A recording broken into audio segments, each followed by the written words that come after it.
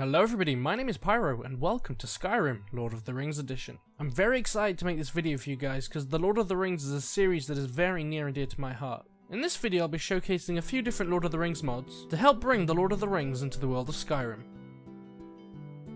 So the first mod we'll be taking a look at is the Elder Scrolls V Middle-earth Lord of the Rings. This mod actually adds various different regions from J.R.R. Tolkien's Middle-earth, and you can actually access them by heading to a door up at the top left of the map, and it takes you to this sort of hub place. And in this room there'll be multiple different doors you can choose from to go to these different lands. And some of these lands are actually quite detailed with their own map and everything. But there was actually a lot of places to explore, and a lot of enemies that have been renamed and altered to fit the world of Lord of the Rings. And I was actually shocked by how detailed some of the places are in this mod. I felt like some of the regions were a little lackluster, but on the other hand some of them were absolutely amazing to explore. Being a huge fan of the Lord of the Rings, I was absolutely in love exploring these areas.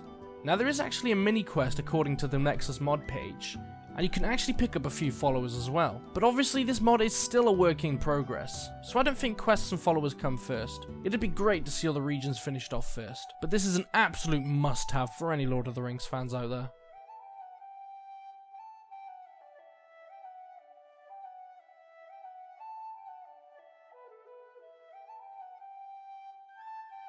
Next up on the spotlight, guys, we have Lord of the Rings Epic Battles Armies Mod, a work in progress. This mod adds a bunch of new spells located in Whiterun, which will let you spawn in a bunch of different factions from the Lord of the Rings, ranging from the Dark Forces of Mordor to the protective Rohan Guards. This mod is excellent if you're looking to just make a massive battle and have some crazy Lord of the Rings fun. This could also be a great tool for creating screenshots or machinimas. If I ever feel like just creating a massive war, this is the mod I tend to use. But just be careful to make sure you don't spawn in too many people, as it could really drastically drop your frame rate or may even crash your game. It's happened to me a few times before when going over the top of the spawning. Like I said, I think this is an excellent mod for creating screenshots or machinimas. It really does have some great potential. And as I said, this is the mod I use when I'm in the mood for some big action.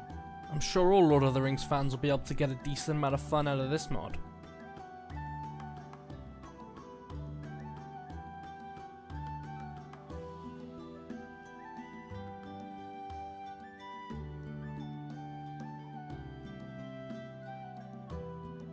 Next up on the list, guys, we have Lord of the Rings Weapons Collection. This mod adds a handful of different weapons based on the Lord of the Rings series into the world of Skyrim. There is a new forge located halfway up the throat of the world called the Moon Forge. You can create all these weapons there. These are some high detailed weapons and are for sure going to get some Lord of the Rings fans excited. A sample of what weapons there are is the Morgul Blade, the Witch King's Sword, and even Sauron's Mace. And all these weapons can be created at the Moon Forge. In the video now you'll be seeing a handful of the different weapons, but if you install the mod for yourself you can see them all at the forge. This is definitely an amazing weapon pack, they all look absolutely incredible.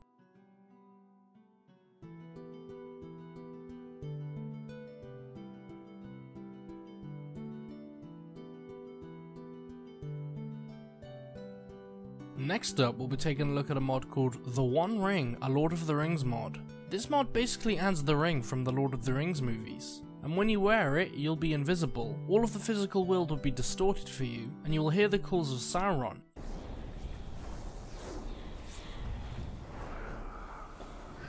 You will also lose health, stamina, and magicka over time, and you'll have 500% sneak. For some reason, when I downloaded the mod, I didn't have the physical world distortion. But judging by the screenshots, it's definitely a thing, and I couldn't figure out if this could be conflicting with any of my other mods. So maybe if you download it, it's gonna work perfect, but honestly I don't know why it wasn't working for me.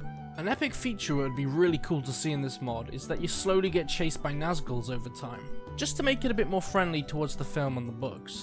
But otherwise this is an epic concept and I really do love the idea of it. It's just a shame I couldn't get it working properly for myself, but still that shouldn't discourage you from giving it a go.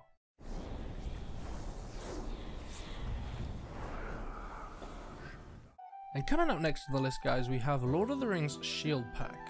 This mod pretty much does what it says on the tin, guys. It adds a bunch of different craftable shields from Lord of the Rings into the game. They can all be created at a forge under the steel section. The shields it adds are Gondor shields, Arnor and Rohan shields. I'm not really much of a shield user myself, but I've got to say these do look pretty damn good. And it's kind of inspired me to change up my playstyle a bit and try new shields a bit more. These truly are some excellent looking shields. And if you're looking to transform Skyrim into Lord of the Rings, this is definitely a mod you should try. Even if you're not much of a shield user, like I said, I'm going to try and switch up my playstyle a bit and try and use these a bit more. An absolutely amazing mod. Well guys, that about wraps it up for Skyrim the Lord of the Rings edition. I had an absolute blast making this episode, and if you enjoyed it or found it helpful in any way, please don't forget to like the video, and if you're new around here, hopefully this video convinced you to subscribe. Now as I said before in the video guys, I'm a huge Lord of the Rings fan, so I had an absolute blast making this episode.